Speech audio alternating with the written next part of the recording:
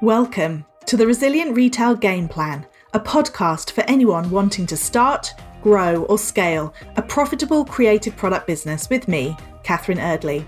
The Resilient Retail Game Plan is a podcast dedicated to one thing, breaking down the concepts and tools that I've gathered from 20 years in the retail industry and showing you how you can use them in your business. This is the real nuts and bolts of running a successful product business, broken down in an easy, accessible way. This is not a podcast about learning how to make your business look good. It's the tools and techniques that will make you and your business feel good. Confidently plan, launch and manage your products, and feel in control of your sales numbers and cash flow to help you build a resilient retail business.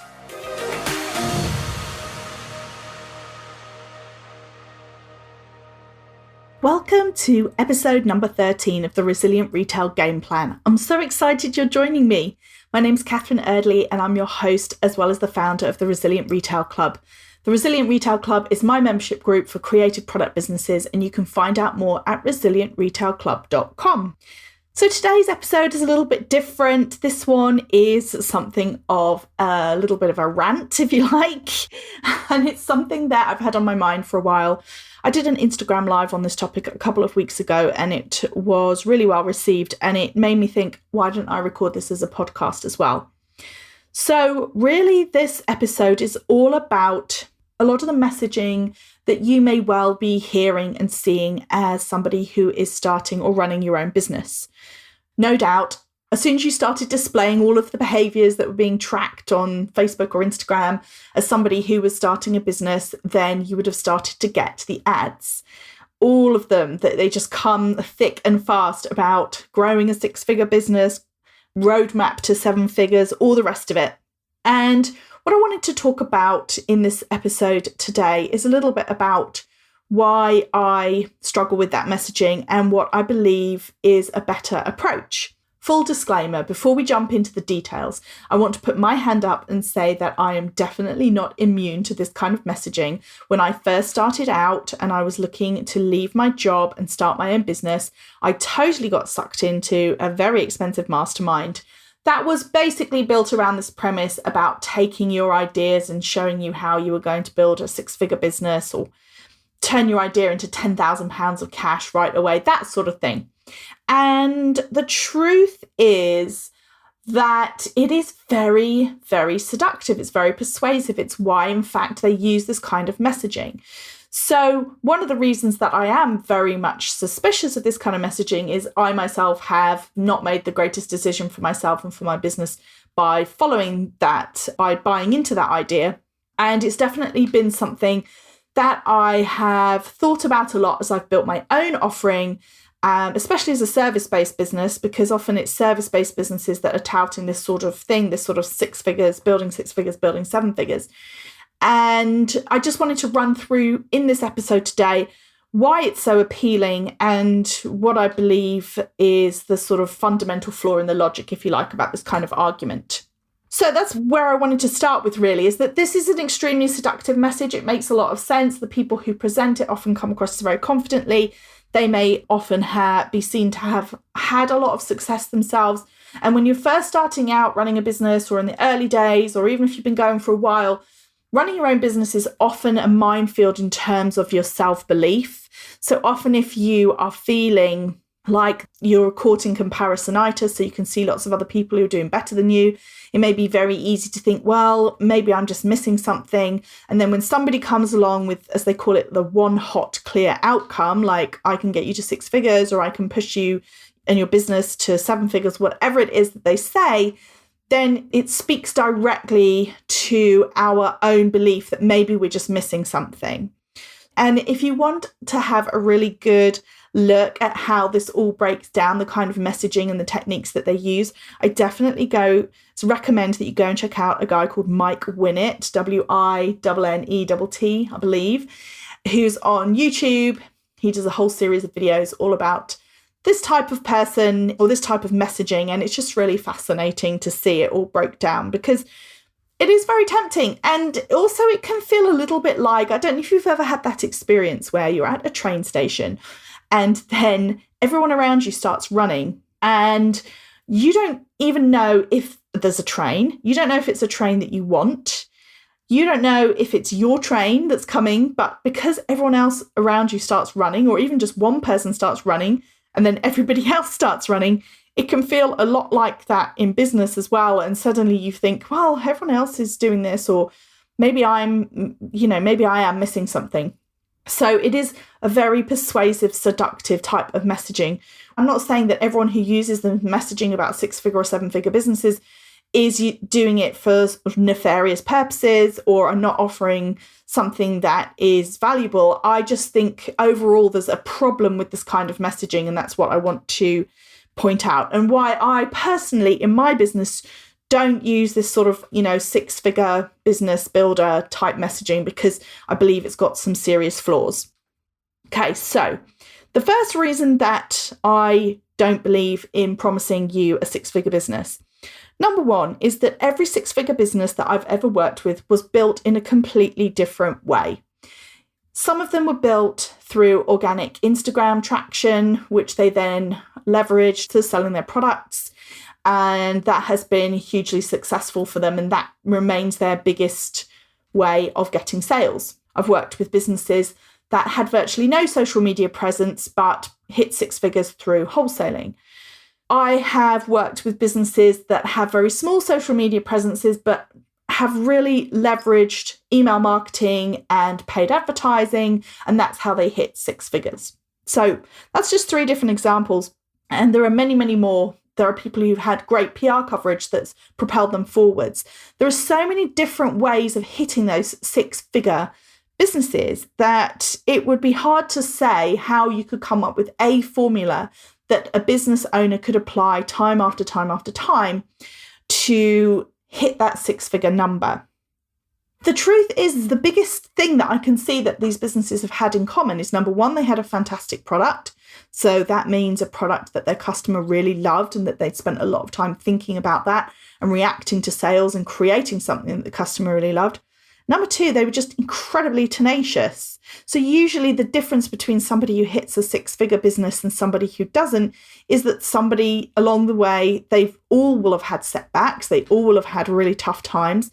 And some people will have decided enough is enough and gone and done something else. And why not? Who can blame them?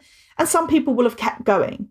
So in my mind, there is no such thing as a formula. There is not one formula that you can apply to every kind of business to say this will get you to 6 figures, other than be persistent. And so there you go. That's my formula. Be persistent, show up, do the work, create things that people really love, learn from your mistakes, just keep moving on, keep doing more of what works and less of what doesn't work. And that is how you will eventually, over time, if that's what you want, get your business to be 6 figures. The idea that somewhere out there's a blueprint that you can roll out, that you can do, post this many times or do this or do that, it's not necessarily true. There are definitely ways, and a lot of the courses that I teach within the Resilient Retail Club, I'm looking at things like an overall sales strategy, so understanding all the different elements and the pieces that go together to growing your sales.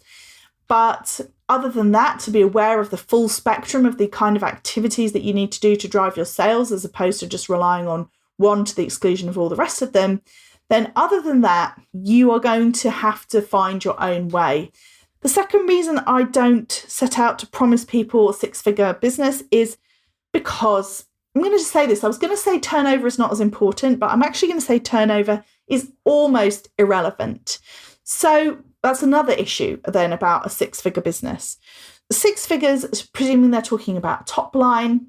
Again, I've worked with multi-million pound businesses that were running at a huge loss.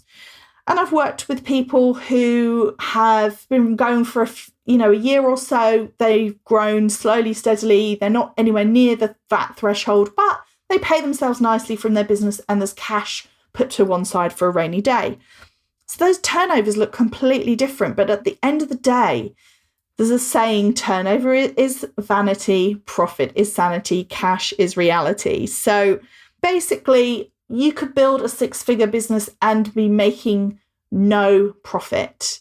So it seems like, although it's a number that you can latch onto, a number that is clear for people to understand if they've hit it or not, ultimately, it is almost irrelevant. And as I said, I've worked with probably a couple of hundred businesses over the last few years, and there's just been a huge variety, a wide variety of people, of the relationship between turnover and profit.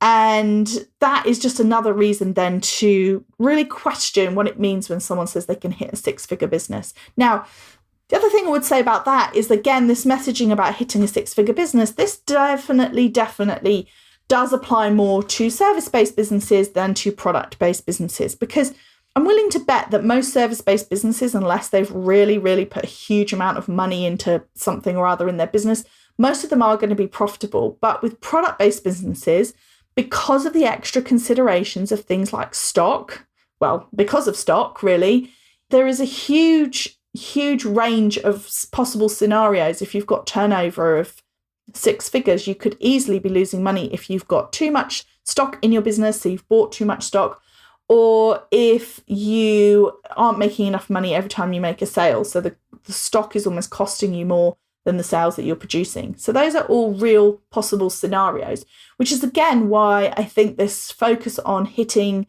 a certain number is not nearly as important as focusing on the fundamentals of your business, such as making enough money every time you make a sale and keeping your stock under control. If you don't have those two things in place, if you're not turning your stock quickly enough, if you're overbuying, and if you are not taking enough care of your profit margins, frankly, you could be making millions and still be losing money. So really looking at your turnover is pretty much virtually irrelevant. And it's virtually irrelevant specifically, I think, for product-based businesses.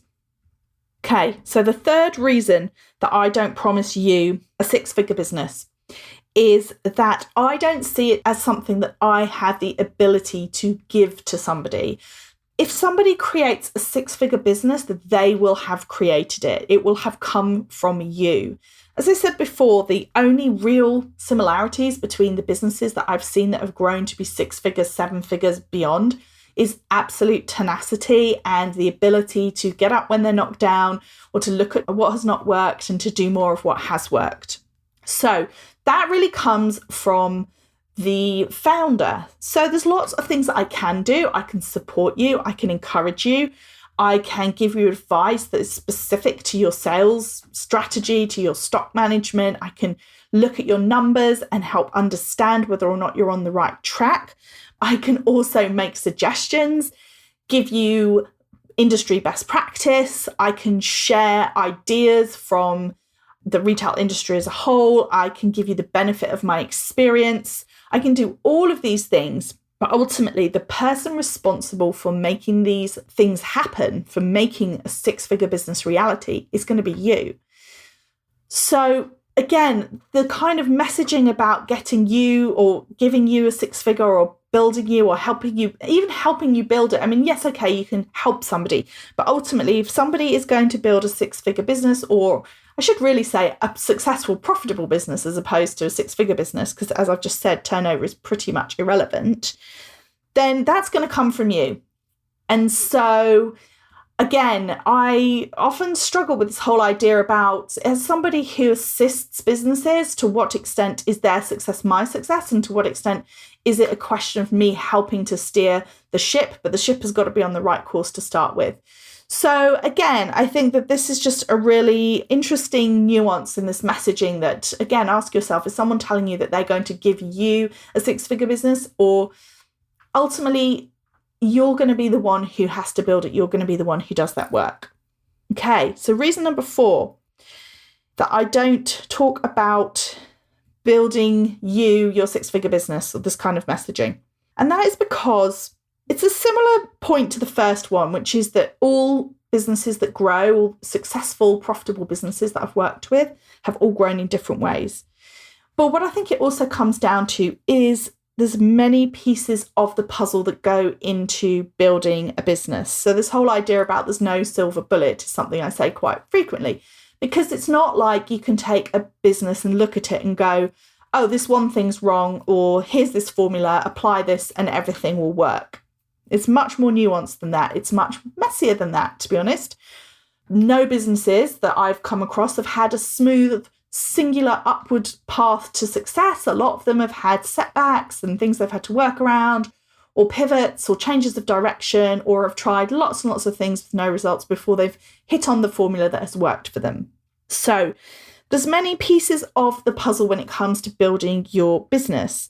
So for example, in my business, I've taken many different courses. I had not a great experience with a very expensive mastermind, but since that time, I've taken lots and lots of other courses that have covered a whole myriad of different things in my business, from running Facebook groups to Pinterest to help with digital marketing, with PR, help with mindset, taken courses on copywriting or email marketing, all of these different things. I've learned so much in my quest to build my business. And the chances are it's going to be the same for you too. So the idea that there is, again, one silver bullet or one thing that can really get you to six figures, then I personally, it's not been my experience. And so I instead see it as being an opportunity for me when I work with people and when people are part of my membership in the club. I believe in giving solid advice that comes from my 20 years experience in the retail industry on specific topics. So I talk about things like sales forecasting, stock management. I talk about pricing, about profitability, about products, about planning, about reacting and trading your business to understand what's happening and how you need to change and tweak and keep on improving and keep improving your profitability. I'm very happy to give support and encouragement as well, and to cheer people on along the way. But I believe that the information that I'm giving is a piece of the puzzle. And I believe it's an important piece. And I really believe in the work that I do in terms of helping people understand how to build a profitable product business, because I think it's tricky. And I think a lot of the business information out there is aimed more at service businesses. So it makes sense to work specifically with product businesses on profitability. But I also don't believe that someone would build a business without having to try lots of different things. So yes, get specific information, advice from me, input, encouragement, support, but then no doubt will learn other skills elsewhere, maybe work with somebody who is a coach on mindset, for example, or maybe get more specific skills on certain areas that I'm not an expert in, like SEO or paid advertising. You know, these are all things that will come together to make the full picture. And a lot of what I do is about education, about understanding what the puzzle is, even that you're trying to put together. So what do the pieces of a profitable product business look like? Also understanding the fundamentals that underpin your product business. But again, I think what's tricky about this messaging about, you know, there being one way or one formula or one course even that you can take to get you to six figures, then I just think that it's oversimplifying. And I think if somebody's telling you that they are the way rather than a way or a part of the way, then that I think you just have to ask yourself, is that really true? Or is it that they're offering one element, which is fine? Again, that may be true. They're offering an element to help you get there. But it's when people insist that there is one way of doing things, that's when, for me personally, I find that a little bit just not something I necessarily believe in. And then the final reason that I don't promise you a six-figure business is that you might already have one. So plenty of the people that I work with, my clients, already have six-figure businesses. I've worked with people also who are close to six figures to plan out how they could hit it. I think that's a very different thing. Or quite frankly, you might not want one, or you might be able to hit your income goals for yourself without hitting that turnover because you're really focused on profitability and you're selling products with a great profit margin. I don't know. There's a lot of different models out there, a lot of different situations that people have, a lot of personal beliefs and what people want from their businesses, that it's all very different. I also believe that there's a real diversity in people's definition of success, and that's great. The best definition of success for your business is what you want it to be. And don't feel pushed or shamed into wanting to have a business that isn't six figures because you want it to remain a lifestyle business where you're the person who makes everything, for example. Or Don't be, on the other hand, don't be ashamed if you do want it to be a 6-figure business and that you're super ambitious and you're going to try everything you can to get there. That's absolutely fine too. But what I'm saying is that definition of success is very, very personal. And so I would rather work with you to understand what that definition of success is and help you build that than to have a one-size-fits-all approach about hitting 6 figures when that may or may not be something that serves you as a person, as a business owner. And not to forget as well, as business owners, we've got many, many other roles that we play in our lives. And often our business is successful when our business meets our needs, not just as a business owner, but as a human being, a 360-degree person with multiple roles in our lives. That is my little rant over. I'd love to know what you thought. I'd love to know if you have come across this messaging before. I'd love to know if you've had a really positive experience with somebody who worked with you on the idea of a 6-figure business and what you took away from it. As I said, it's not necessarily that I'm saying that anybody who says that they're going to help you build a 6-figure business is not going to do everything they can to help you. I'm just saying that it is a messaging that is used really frequently, and you've probably seen it yourself already multiple times, and you've probably wondered at the back of your head, because I know I did, there's something to this, because they're presenting it so confidently, and maybe maybe I'm missing a trick by not engaging with this. And so that's why I just wanted to kind of run through my own thoughts about why this messaging is problematic. So, as I said, ultimately, what it all boils down to is not all 6-figure businesses were built in the same way. Turnover is pretty much irrelevant. Success in business really starts with you. So it's about you being supported and given the information you need to get there, as opposed to somebody giving it to you. There's many, many pieces of the puzzle in your business journey, and the chances are you're going to be getting help and support in a myriad of different ways in order to get you to hit your goal. And finally, everybody has a different definition of success. So your definition of success may be to have a profitable business that turns over more than £100,000 a year and is highly profitable as it does so. And that's your goal, and that's great. Or you may want £1 million business or £100 million business. That's absolutely fine as well.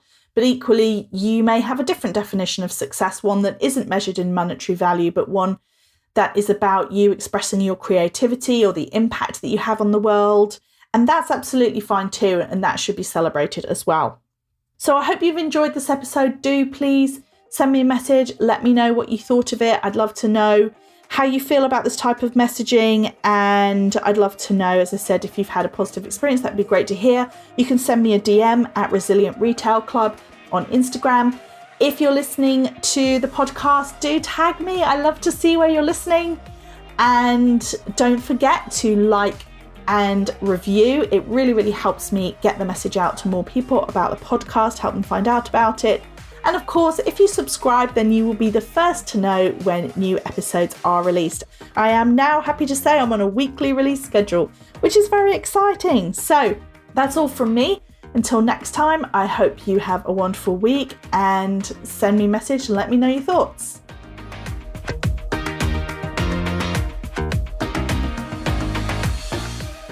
If you've enjoyed this week's episode, then I invite you to check out resilientretail.com. The Resilient Retail Club is the membership for anyone wanting to start, grow, or scale a profitable product business.